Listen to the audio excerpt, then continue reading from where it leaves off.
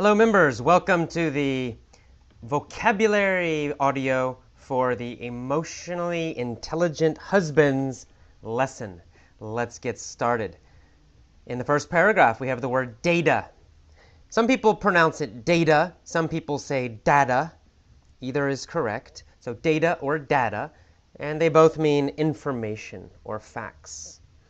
And then we have the word newlywed. My data on newlywed couples. Newlywed means recently married. So people who are married, I don't know, maybe less than 1 year. We describe them as newlywed. You can use it as an adjective, for example, in this article, newlywed couples, right? Newlywed, recently married couples. You can also use it as a noun. You can say, oh, they are newlyweds, right? That couple, they are newlyweds. It means they're recently married. So noun or adjective, either one. Okay, so it says, my data on newlywed couples indicate means show, that more husbands are being transformed, changed, but changed in a big way. Totally changed a lot. We've had this word before. Okay, and then in the next sentence, we see the phrase emotionally intelligent husbands. Okay, you know the word intelligent. It means smart. Emotionally intelligent. Emotionally intelligent means good at dealing with your emotions. It means you can recognize emotions and you can express them. You can talk about them. You can communicate about emotions in a clear way, in an intelligent way. So some people are very smart, right? They're intelligent, but they're not emotionally intelligent. Maybe they get angry very easily. Maybe they act like babies, like little children when they get upset. They might be smart, but they're not emotionally intelligent. This article is about husbands who are emotionally intelligent, who are good with emotions. Okay, we see the word honors in that paragraph used as a verb. Because this type of husband honors and respects his wife, he will be open to learning more about emotions. Okay, to honor, used as a verb, means to respect. It's almost exactly the same as to respect. It might be maybe a little bit higher, a little bit stronger than respect, but it's the same basic idea. You honor your wife, it means you respect her very much. You want to be good to her. You want to hear her opinions. You want to help her. You think she's intelligent, etc., etc. You are honoring your wife. Okay, and then later on in that paragraph, we see the word emote as a verb. It's talking about husbands. It says, he may not emote in the same way that his wife does, but he will learn how to better connect with her emotionally. To emote means to show your feelings, to show your emotions, to express emotions, to communicate emotions. We call that emoting, to emote. It might also be used to mean to understand another person's emotions, but usually it means to show your own emotions, to emote. All right, we've got the word evolution later on in this, in the next paragraph, actually, in the beginning of the next paragraph. He says he thinks emotionally intelligent husbands are the next step in social evolution. Evolution means change over time. So transformation, we had that in the earlier paragraph. Transformation is usually sudden change, a sudden, very big, large change. Evolution usually is a small changes over a long period of time. So that's how those two words are different. Okay, and he says he doesn't mean that the old style of husband was superior, or that the new style is superior. Superior meaning better in this case, better than. And he's not superior in personality, he's not superior in upbringing, and not necessarily superior in moral fiber. Okay, upbringing means how you were raised by your parents. It means what your parents taught you was good and what was bad. That's upbringing. You say, oh, I had a good upbringing. It means, oh, my parents were quite good. They taught me how to behave well. They taught me to be polite, for example. That means I had a good upbringing. Or you can say, wow, that guy, he had a bad upbringing. It means maybe his parents were very bad. Maybe they beat him. Maybe they were a really bad example. So that's why he's not such a good person, because he had a bad upbringing, bad family life when he was young. Then we have the phrase moral fiber. Moral fiber means your goodness. It means your sense, your feeling of what is good, what is right, and also what is wrong. If you have strong moral fiber, it means you always try to do what is right, what is good, what is kind. If you have weak moral fiber, it means it's easy for you to do something bad, to do something wrong. So moral fiber, it's it's kind of like your moral muscle, right? How much you are good at doing good things or doing bad things. All right, we see the verb to convey in that paragraph. To convey means to communicate or to show. Husband needs to convey his respect to his wife. So he's saying it's not enough just to respect her. You have to show respect. You have to communicate respect. You have to convey respect. And he says, really, it's that elementary. Elementary, of course, can mean elementary school, meaning school for young children. But elementary also means very simple. If you guys know Sherlock Holmes, his assistant Watson, or he would always say to him, it's elementary. It means it's simple, it's easy. All right, in the next paragraph, we see the word priority, that a wife must be the husband's top priority. Priority means what you think is important. You know, number one, first importance. Number two, second importance. Number three, third importance. Okay, so those are your priorities. It means if your wife is the most important thing, then you say, she is my most important priority. She's number one. Okay, and then we have the word revised in that same sentence. We've had that word before. Revised means changed, and it has the idea of editing something. It means you already have something, and then you change it a little bit. You correct it. That's what revised means. We use it a lot with writing. Please revise this. Please change it and correct the mistakes. All right, you see a kind of a strange phrase. It says a husband makes a map of his wife's world.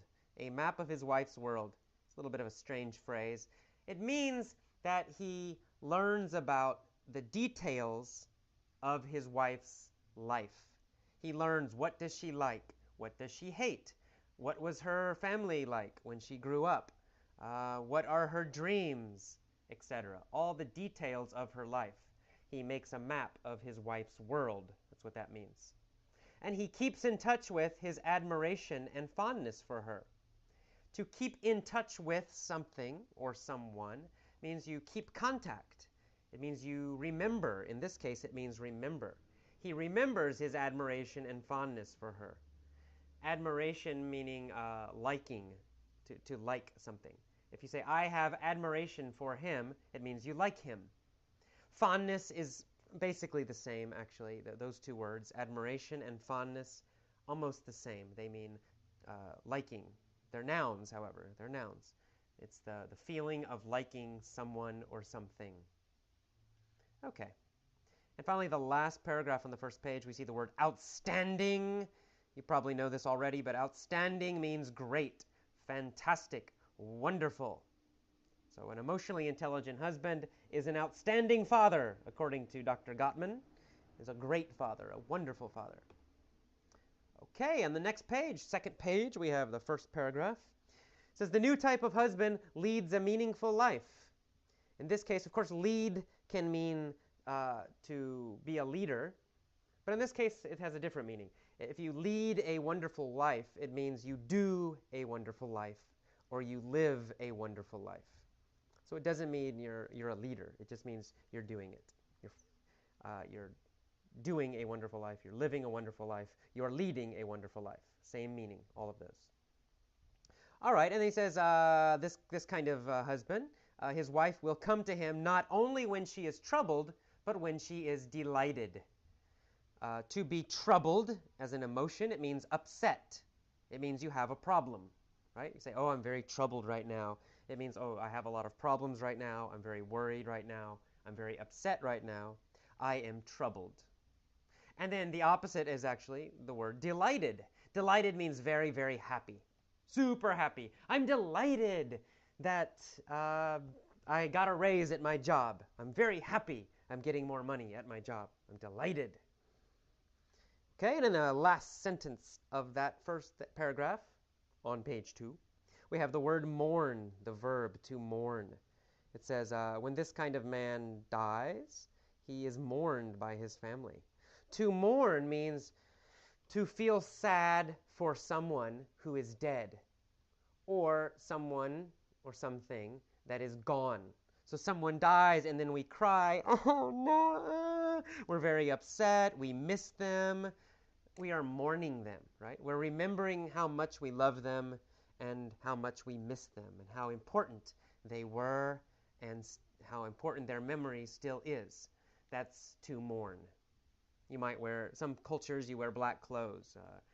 Sometimes people cry, sometimes people don't talk, whatever. But all those actions are, we call that mourning or to mourn.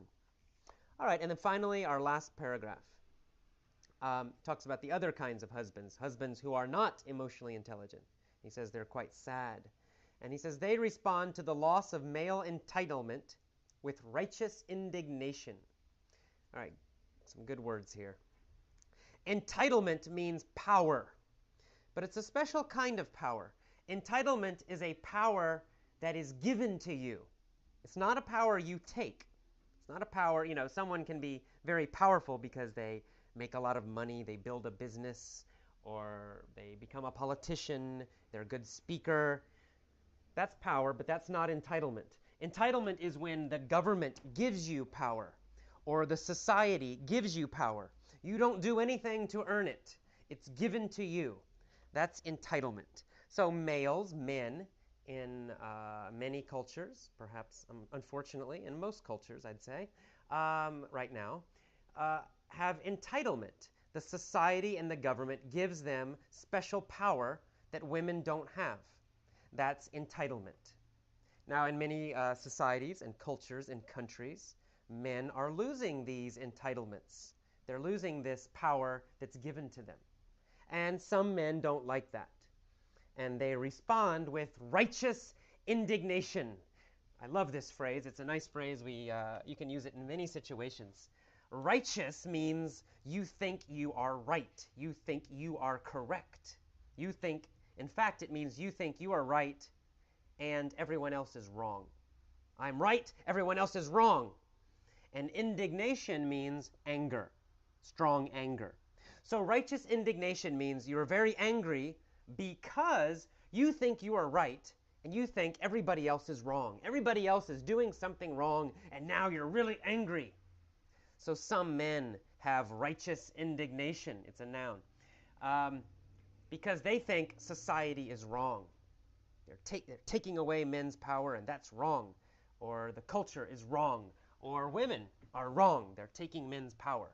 And they become, if you want to use it as an adjective, you can say they become righteously indignant. But if you use it as a noun, as it is in the article, righteous indignation. Okay, and when this happens to a man, Dr. Gottman says, he may become more authoritarian or withdraw into a lonely shell.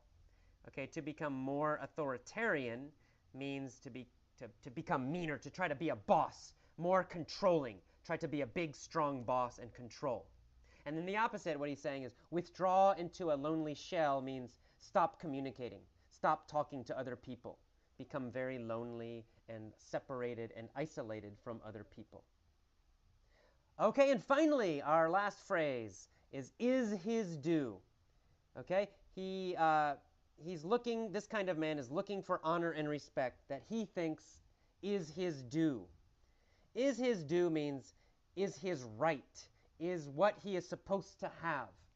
These men think, it is my due. It means it is my right. It is my entitlement. It means I should get this power. I'm supposed to get it. That means it is his due. It is something he should have. He's supposed to have. All right, that is all for this vocabulary lesson. Listen a few times and then move on to the mini story. Bye-bye. Okay, welcome to the mini story for the emotionally intelligent husbands lesson. Let's get started. This story is told in the present tense right now. Here we go. Bob is a newlywed. He and his wife, Kathy, have been married only 2 months. Unfortunately, Bob is an authoritarian husband. Every day he tells Kathy, "Cook my food! Clean this house! Serve me, woman!" Bob feels he is entitled to be served like a king by his wife. Kathy is very sweet. She's a very sensitive person, and she emotes strongly. She always shows her true feelings. Kathy had a strict upbringing. Her mom told her to always obey her husband. Since she has strong moral fiber, Kathy tries to do what her mom taught. But every day she becomes more sad because of Bob. Finally, she has had enough. She yells at Bob with righteous indignation. "Shut up, you pig! I want a divorce!" Bob is so shocked, he has a heart attack and dies. But after he is dead, nobody mourns. Kathy takes his life insurance money and now is very happy. The end. Okay, let's start back to the beginning. All right, Bob is a newlywed. Has Bob been married for a long time? Well, no, he has not. He is a newlywed. Has his wife been married for a long time? Well, of course not. They both got married at the same time. Not a long time. They are both newlyweds. They've been married a short time. How long have they been married? Well, they've been married only 2 months. So they are newlyweds because they have been married less than 1 year. So Bob is a newlywed, and of course Kathy is a newlywed. They are both newlyweds, using it as a noun. Unfortunately, Bob is an authoritarian husband. Is Bob a tolerant husband? No. He's not tolerant. He doesn't care about his wife's opinions or other people's opinions. Is Bob a flexible husband? No, he's not flexible. He won't change at all. Is Bob a tough boss? Is he that kind of husband? Yes, that's right. He's an authoritarian husband. Is Bob like a dictator? Yes, that's right. Bob is an authoritarian husband. He's like a dictator. He's like a strong ruler over his wife. Bob is an authoritarian husband. Is Bob an authoritarian father? Well, no, he's not an authoritarian father because they have no children. Bob is an authoritarian husband. He's an authoritarian husband. Is Kathy an authoritarian wife? Well, no, Kathy's not an authoritarian wife. The opposite, actually. Bob, however, is an authoritarian husband. And every day he tells Kathy, "Cook my food! Clean this house! Serve me, woman!" Bob feels he is entitled to be served like a king by his wife. We're using entitled here as a verb, actually. Entitlement is the noun, but to be entitled can be used as a verb or an adjective. So Bob feels he is entitled. I am entitled to be served like a king. So in this case, it's not a noun. Bob feels he is entitled. It means he feels he has the power. He should have the power to be served by his wife. Does he feel he is entitled to be served by strangers? No, he doesn't feel like he's entitled to be served by strangers. Does he feel he is entitled to be served by his own mother? Well, I don't know, maybe, but maybe not. We're not sure, really. Does he feel he is entitled to be served by his wife? Well, yes, absolutely. He feels he is entitled to be served by his wife. Does Kathy feel she is entitled to be served by Bob? No. Kathy does not feel she's entitled to be served by Bob. It's the opposite. Bob feels he is entitled. He has the power. He should have the power to be served by his wife, Kathy. And Kathy, however, is a very sweet wife. She's very sensitive, and she emotes strongly. Does Kathy show her emotions? Well, that's right. Yes, she emotes strongly. Does she express her feelings?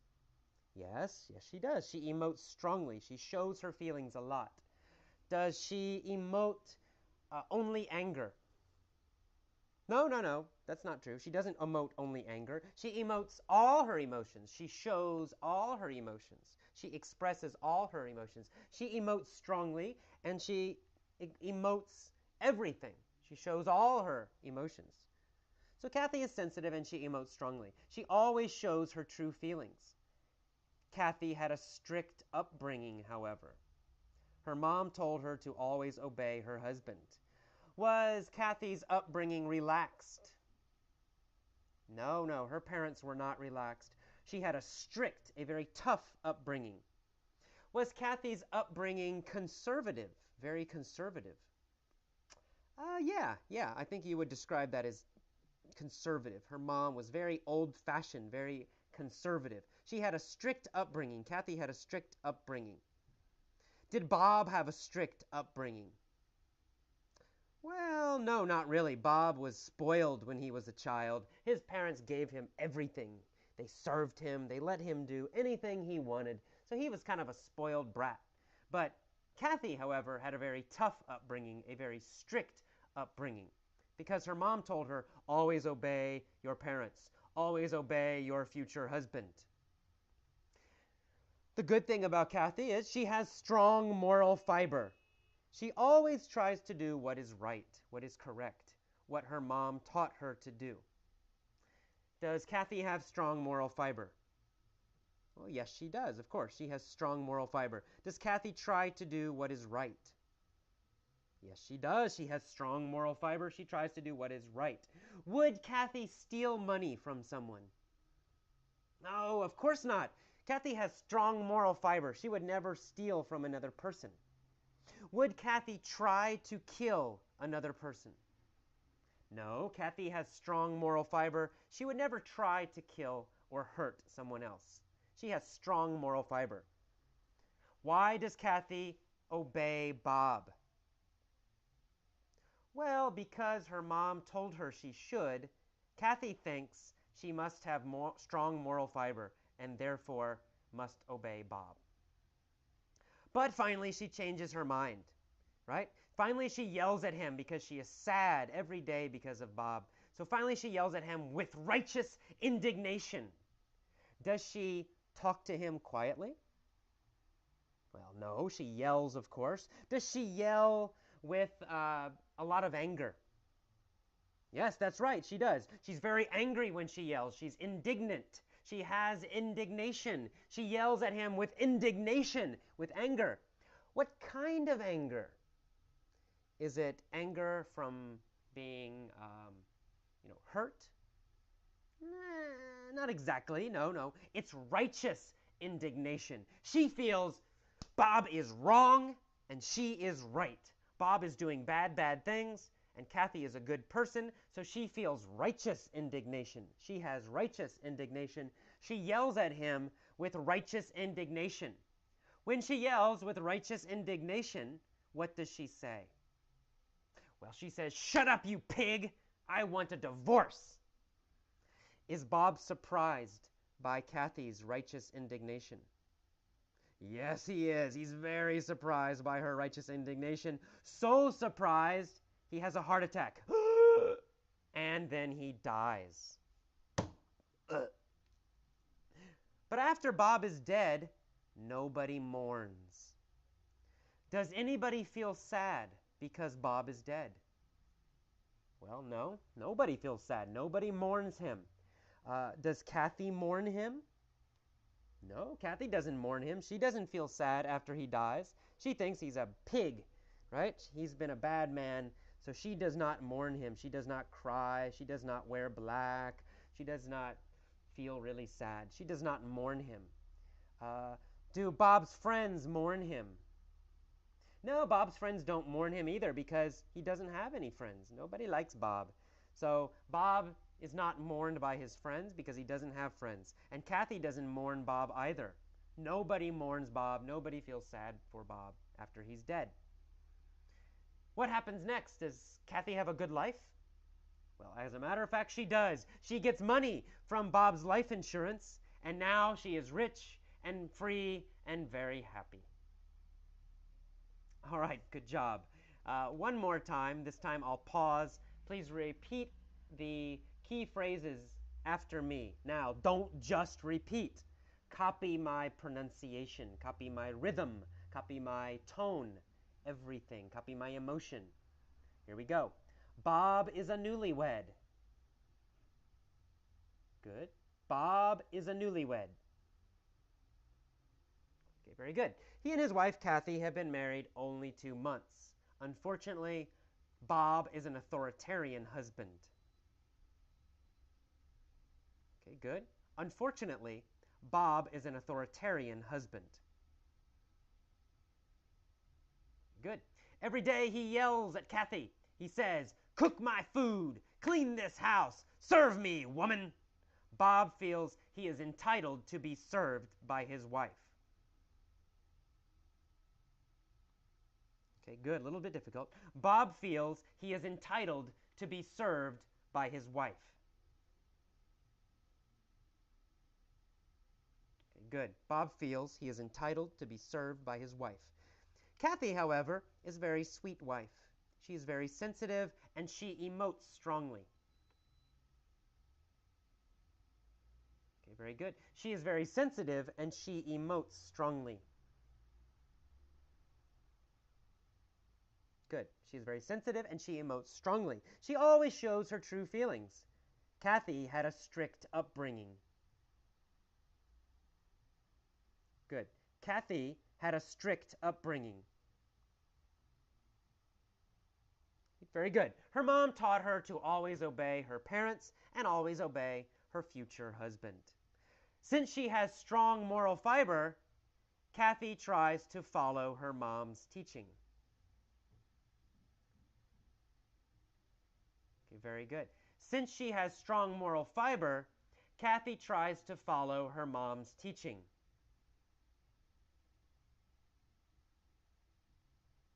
Okay, very good. But every day she becomes more sad because of Bob. Finally, she yells at Bob with righteous indignation. Okay, very good. Finally, she yells at Bob with righteous indignation.